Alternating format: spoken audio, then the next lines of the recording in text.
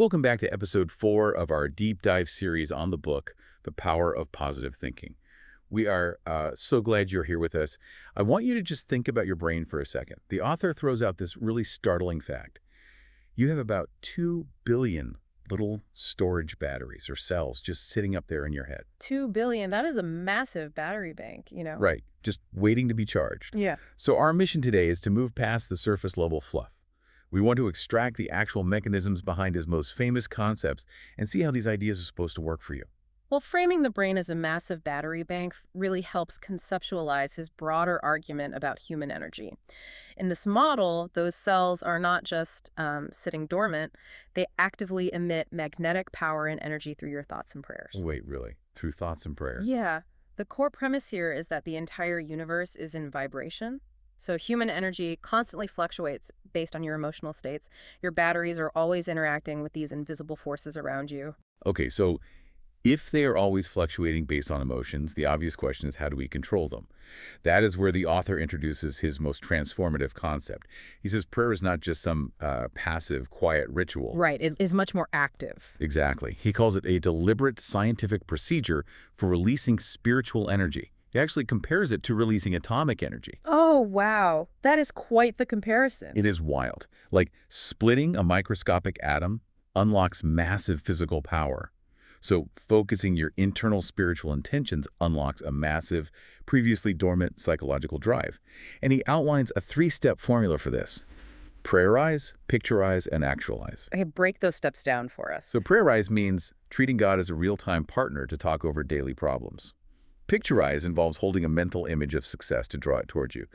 But, I struggle with this step. Visualizing invisible energy flowing out of my head feels, a little like sci-fi.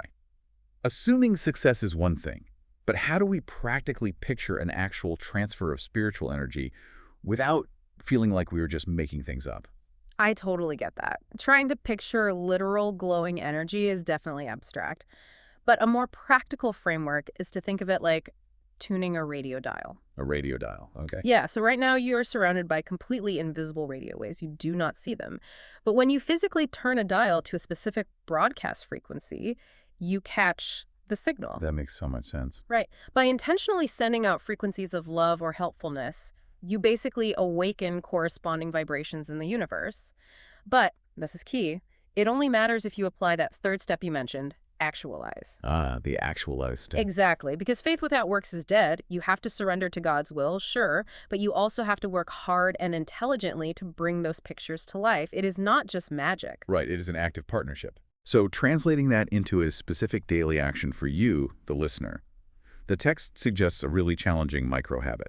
Start praying for the people you do not like or who have actively mistreated you. That is tough. Very tough. But the mechanism is that resentment acts as the #1 blockade of spiritual power. Holding grudges just drains your internal storage batteries, leaving you with zero energy to pursue your own goals. And replacing that resentment requires an intentional shift. A practical starting point is simply listing the little things you are grateful for each morning. To affirm it will be a great day. Quick gratitude check. Yeah, it really anchors the central message, which is tied to a standout quote from Luke 17:21. The kingdom of God is within you. Within you. Right. Meaning our Creator has already placed all the potential powers you need for constructive living directly inside your mind and personality. You are not searching for outside power.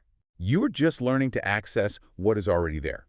So remember, it is entirely up to you to tap into and develop those built-in powers. Test this out for yourself.